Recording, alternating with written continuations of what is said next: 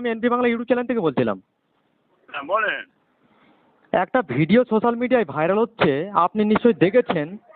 আমাদের রাজ্যের মুখ্যমন্ত্রী মমতা ব্যানার্জি একেবারে অন ক্যামেরায় বলছে, রামায়ণ বাইবেল কোরআন শেষ হয়ে যাবে, আমার কথা শেষ হবে না, আমি এত উন্নয়ন করেছি। কি বলবেন এটা নিয়ে? আপনি তো একজন ধর্মগুরু। উনি যেটা বলেছে যে উনি যা বলেছেন মানুষ তো বুঝতে পারছে কি বলেছে। মানে এমনই একটা কাজ করেছেন উনি। তবে কি উনি অহংকার করছে? পশ্চিমবাংলায় খুন, খারাপি, ধর্ষণ, রাহাজানি, ডাকাতি, গুন্ডামি, তোলাবাজি, আপনার চাকরি, কি বুঝলেন, চারিদিকে যে কাজ করেছে, রামায়ণ, হ্যাঁ, আপনার কোরআন শরীফ, হ্যাঁ, একদম ছাপিয়ে চলে গেছে, কি বুঝলেন, এই কাজটা উনি করেছেন। বুঝতে পেরেছেন? মানে ইতিহাস ফেরত চলে যাবে, হ্যাঁ, এমন কাজ করে গেছে। কথা বুঝতে পারছেন? জি, বুঝতে পারছি। মাইক চলছে তো, কথা বুঝলেন না? জি জি জি।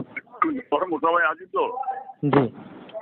হ্যাঁ। তবে কি মুখ্যমন্ত্রী মমতা ব্যানার্জি অহংকার করছে? আত্ম অহংকার মানে কি? আত্ম অহংকারের শেষ নেই, এটা পতন। এই পতনে যাওয়ার রাস্তা, এই আত্ম অহংকার করে বহুত পতনে চলে গেছে। এটাও পতনে যাওয়ার রাস্তা, এছাড়া আর কিছু নেই।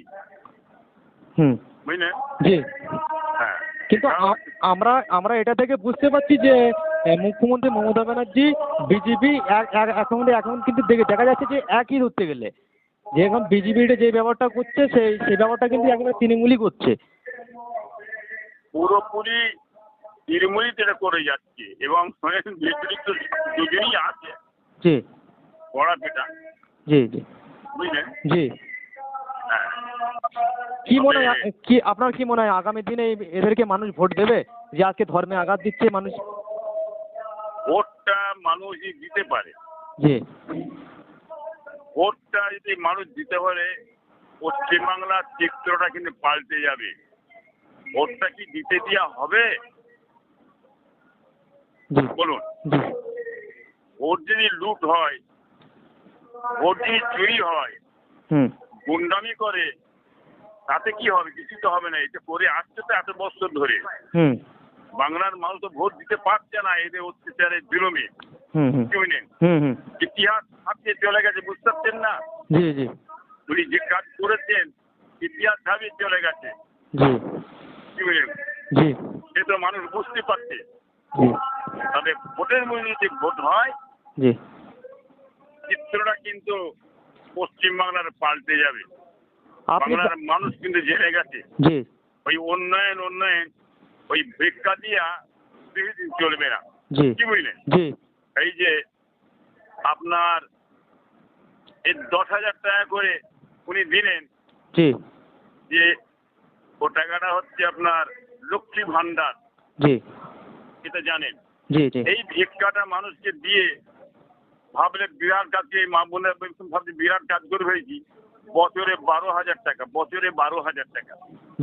100 দিনের কাজ দিদি মোদি কৌশল করে বন্ধ করে দিয়ে, অভিনয় করে, হ্যাঁ, আর 100 দিনের কাজটা বন্ধ করে দিলে। 100 দিনের কাজ একটা মানুষ কাজ করে 30,000 টাকা, বছরে 30,000 টাকা।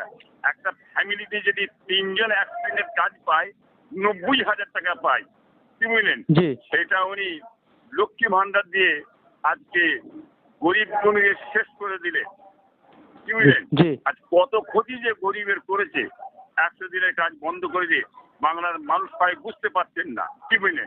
100 দিনের কাজ গ্রামে হয়তো দিতে, হয়তো দেখা যাচ্ছে 20টা 30টা কি 40 জনকে দিয়েছেন আপনার উনি ওই আপনার এই লক্ষ্মীর ভান্ডার। আর গ্রামে 100 দিনের যে কাজ হয় সেই কাজটা 250-300 লোক কাজ করে। তাহলে কত কোটি টাকা আজ এই মানে 100 দিনের কাজে গরিব মানুষ, সাধারণ মানুষ পায়। সেটার সঙ্গে আপনি এভারেজ করে দেখেন কত ক্ষতি ধরেছে, কি বুঝলেন? জি এ মানুষ বুঝতে পেরে গেছে সস্তার রাজনীতি, ভিক্ষা দেওয়ার রাজনীতি, এটা বাংলার মানুষ জেনে গেছে।